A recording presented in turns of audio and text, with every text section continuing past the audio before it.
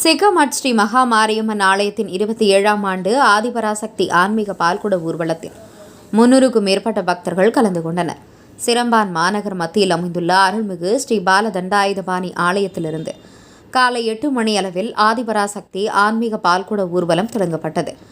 சிகமட் ஸ்ரீ மகா மாரியம்மன் ஆலயம் வந்தடைந்து அம்மனுக்கு பாலபிஷேகம் செய்து சிறப்பு பூஜைகள் பஜனையுடன் பல்வேறு நிகழ்வுகள் நடைபெற்றது.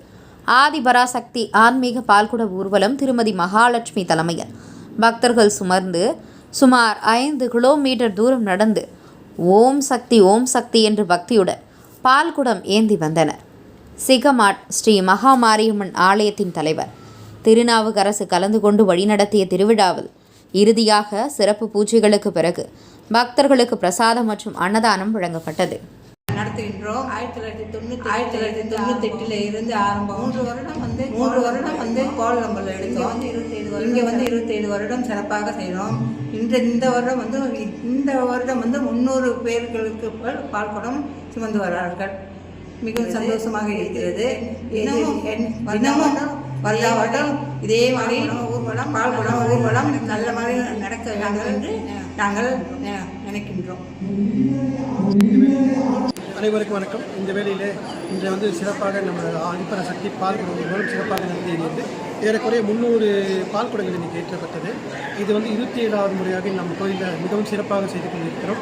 இந்த வேளையில் அனைத்து நல்லுள்ளங்களுக்கும் இந்த பால்குட ஊர்வலத்தை சிறப்பாக நடந்தேறுவதற்கு உதவி செய்த அனைவருக்கும் இந்த வேளையிலே நன்றி தெரிவித்துக் கொள்கின்றோம்.